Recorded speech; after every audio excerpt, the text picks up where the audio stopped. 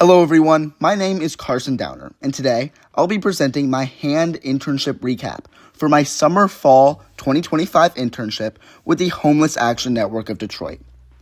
Over the course of this presentation, I'll talk about who I am, how my internship progressed over time, the specific work and projects I contributed to, and most importantly, what I learned about homelessness policy, systems coordination, and equity through this experience. I'll also reflect on how this internship influenced my future education and career goals. So to start, a little bit about me. I'm a Michigan native and was raised in Grand Rapids, Michigan. I'm currently a junior at the University of Michigan's Gerald R. Ford School of Public Policy. And I also have minors in political science and law, justice, and social change. My academic interests are centered on how law and policy can be used as tools to improve systems, especially systems that affect people that are often excluded from decision-making. Long term, I plan to attend law school and pursue a career in public service, ideally in a policy or law-related work that focuses on equal rights and access.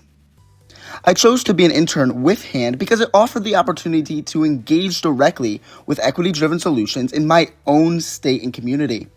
I wanted to understand how homelessness is addressed not just through individual programs, but through coordinated systems involving policy, funding, data, and lived experience. This slide here outlines the major phases throughout my internship and how my responsibilities evolved. The internship began with onboarding, where I spent a significant amount of time learning hand systems, especially on the LMS, the Learning Management System. While this phase was very technical at first, it became a critical foundation for understanding how the training, compliance, and coordination happen across the COC. From there, I transitioned to PSH support, where I worked on projects at various stages throughout the COC. This exposed me to how housing initiatives develop over time and how multiple stakeholders interact throughout the process. Then throughout the internship, I consistently worked on social media and newsletter supplements, helping communicate updates, resource, and policy information to those in the community. And finally, throughout the fall term, one of the most significant phases of my work, and that was my work on the MICA Persons with Lived Experience training, which focused on integrating those persons into leadership and policy spaces throughout the state. And going more in depth to those projects now, much of my time in the summer was spent related to PSH-related work. I helped track projects in various stages of development and give me insight into how long-term housing initiatives required sustained coordination and patience. Throughout this process, I attended meetings with stakeholders such as the City of Detroit and those in charge of the actual housing developments throughout the COC. I was able to take detailed notes and follow the discussions relating to these housing strategies, funding decisions, and systems improvement. Throughout this work, I was able to gain a deeper understanding of how the continuum of care operates as a system, how agencies collaborate, how responsibilities are divided, and how policy decisions affect housing outcomes.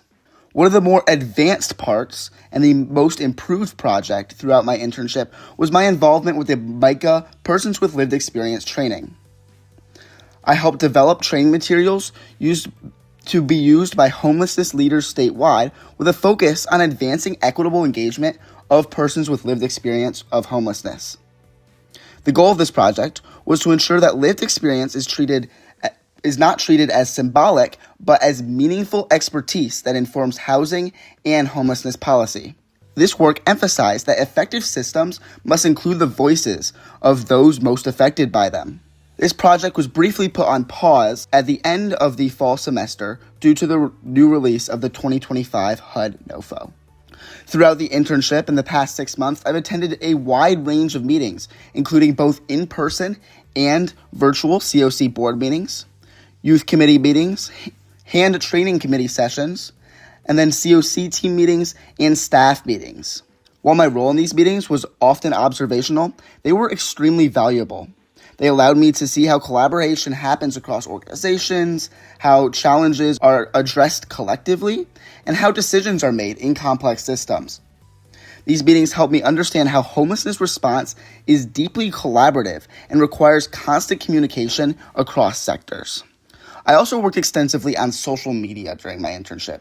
I created posts that boosted viewership and increased followers, and helping expand awareness of homelessness-related issues and resources across the Detroit metro area.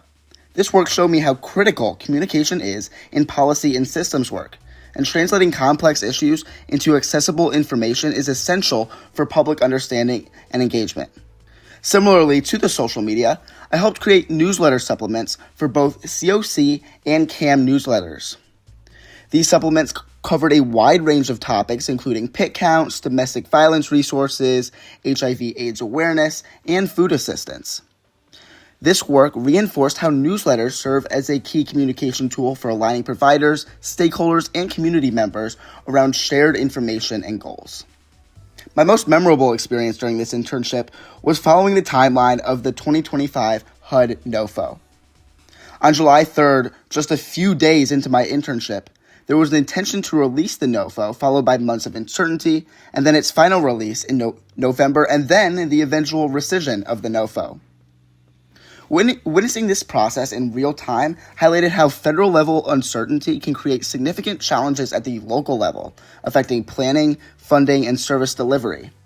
This experience deepened my understanding of how interconnected policy decisions are with real-world outcomes. In total, I completed 338 hours between June and December 2025. I worked approximately 22 hours per week in the summer and 10 hours per week during the fall. Over the time, I became more efficient, more confident, and gained a stronger understanding of how the continuum of care functions as a coordinated system. I also developed professional skills in documentation, communication, and systems thinking. Looking ahead, my future plans include studying abroad in Spain for the winter 2026 semester, graduating from the University of Michigan in 2027, taking gap years, and eventually attending law school. This internship showed me how policy, health, and housing intersect and reinforce the importance of listening to the experts, especially those with lived experience.